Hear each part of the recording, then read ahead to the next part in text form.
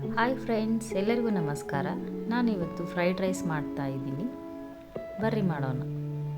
ಮೊದಲನೇದಾಗಿ ಇದಕ್ಕೆ ಬೇಕಾಗುವ ಸಾಮಗ್ರಿಗಳನ್ನು ನೋಡೋಣ. ಕಟ್ ಮಾಡಿರುವಂಥ ಈರುಳ್ಳಿ ಹಾಗೂ ಸಣ್ಣದಾಗಿ ಕಟ್ ಮಾಡಿರುವಂಥ ಕ್ಯಾರೆಟು, ಬೀನ್ಸು, ಕ್ಯಾಪ್ಸಿಕಮ್ಮು ಹಾಗೂ ಸ್ಪ್ರಿಂಗ್ ಆನಿಯನ್ ಮತ್ತು ಸ್ವಲ್ಪ ಬೆಳ್ಳುಳ್ಳಿ. ನಾನು ಇದಕ್ಕೆ Schezwan fried rice masala use ಮಾಡಿದ್ದೀನಿ. ಬ್ಲ್ಯಾಕ್ ಪೆಪ್ಪರ್, ಅಜಿನೋಮೋಟೊ ಹಾಗೂ ವಿನಿಗರ್. ಇದು ಬೇಯಿಸಿ ಇಟ್ಕೊಂಡಿರುವಂತಹ ಉದುರಾದ ಅನ್ನ. ಫ್ರೈಡ್ ರೈಸ್ ಮಾಡೋದಕ್ಕೆ ಅನ್ನ ಉದುರಾಗಿರಬೇಕು, ಅಂದರೆ ಚೆನ್ನಾಗಿರುತ್ತೆ. ಮೊದಲನೇದಾಗಿ ನಾನು ಬೀನ್ಸನ್ನು ಸಣ್ಣದಾಗಿ ಕಟ್ ಮಾಡ್ಕೊತಾ ಇದ್ದೀನಿ.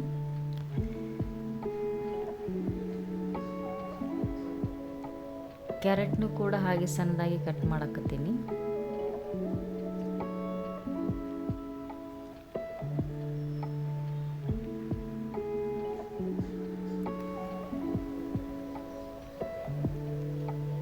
ಕ್ಯಾಪ್ಸಿಕಮ್ಮನ್ನು ಕೂಡ ಸಣ್ಣದಾಗಿ ಕಟ್ ಮಾಡಕತ್ತೀನಿ.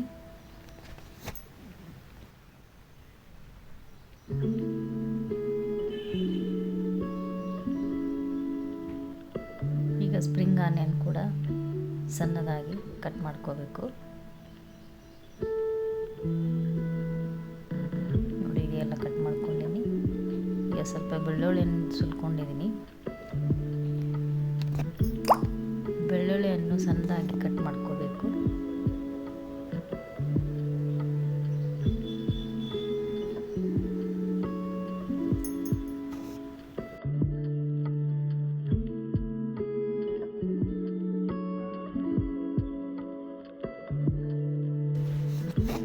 ಈಗ ಒಗ್ಗರಣೆ ಹಾಕತ್ತೀನಿ.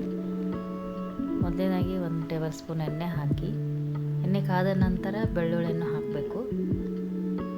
ಬೆಳ್ಳುಳ್ಳಿ ಸ್ವಲ್ಪ ಫ್ರೈ ಆದಮೇಲೆ ಕಟ್ ಮಾಡಿರುವಂಥ ಈರುಳ್ಳಿಯನ್ನು ಹಾಕತ್ತೀನಿ. ಈರುಳ್ಳಿ ಸ್ವಲ್ಪ ಬಾಡಿದ ನಂತರ ಕ್ಯಾರೆಟನ್ನು ಹಾಕತ್ತೀನಿ. ಕ್ಯಾರೆಟನ್ನು 1-2 ನಿಮಿಷಗಳ ಕಾಲ ಬೇಯಿಸಬೇಕು.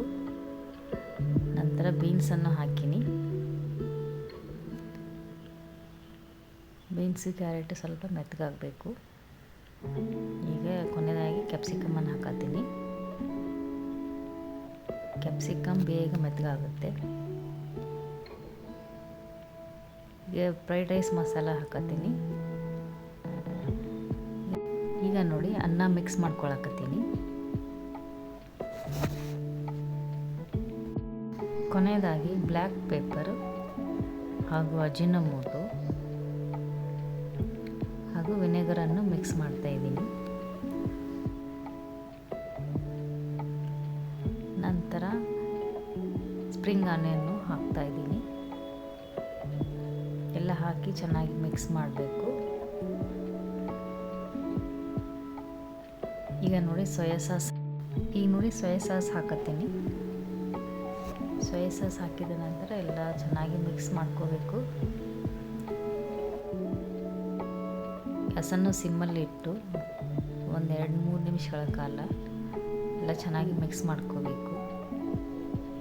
ಈಗ ನೋಡಿ, ಫ್ರೈಡ್ ರೈಸ್ ರೆಡಿಯಾಗಿದೆ. ಹೇಗಿದೆ ಅಂತ ಹೇಳಿ. ಲೈಕ್ ಮಾಡಿ, ಶೇರ್ ಮಾಡಿ, ಸಬ್ಸ್ಕ್ರೈಬ್ ಮಾಡಿ. Thank you.